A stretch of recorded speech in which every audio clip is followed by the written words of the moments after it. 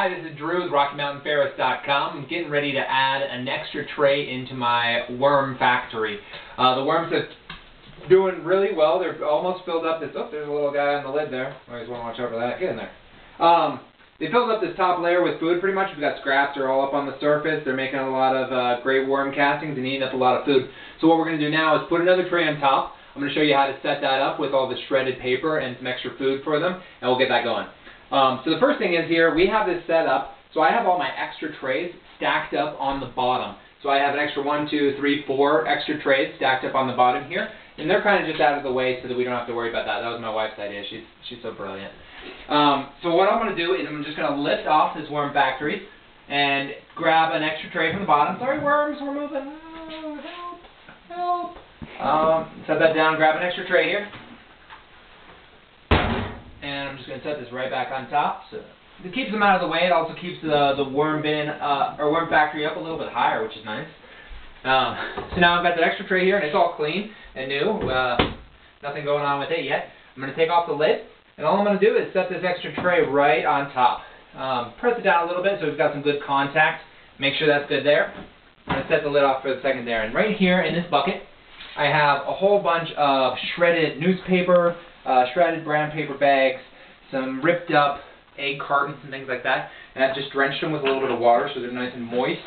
You don't want them soaking wet, but you can see there's a little bit of water in the bottom there, just a touch that it hasn't been soaked in. And this gives the worms some bedding, a place to hide, get underneath while they're doing their business and all that wormy stuff. So set this up in here. Just going to sprinkle it out a little bit. Empty it all in here, and I'm just kind of spreading it out so it covers up all the cracks. And this is also going to add an extra layer and keep it nice and dark below, which the worms are going to love. They love their dark. And all this nice, moist environment is great for the worms. So that's pretty simple. All you got to do is lay that out. Gives them a nice bit of bedding, nice place to hide underneath. Now what I'm going to do, I've got a cup of food here, so I've got some avocado, some red cabbage, chopped up apple. Just going to dump that in. I'm going to get them started. So I'm going to peel back some of this bedding here, just open it up so there's access to the holes, and I'm going to dump this right in there, kind of spread it out a little bit. So it's right in top. Get all the good stuff out.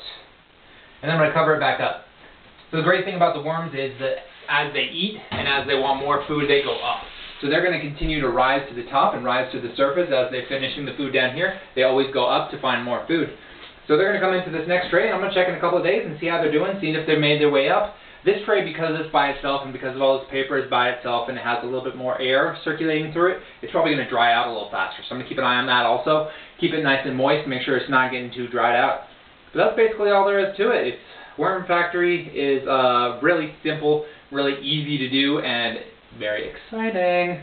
So this is Drew for RockyMountainFerris.com. Please check out the website, subscribe, check out our Facebook channel, and come back for more interesting things about worms and other sustainable ways to live. Thank you very much.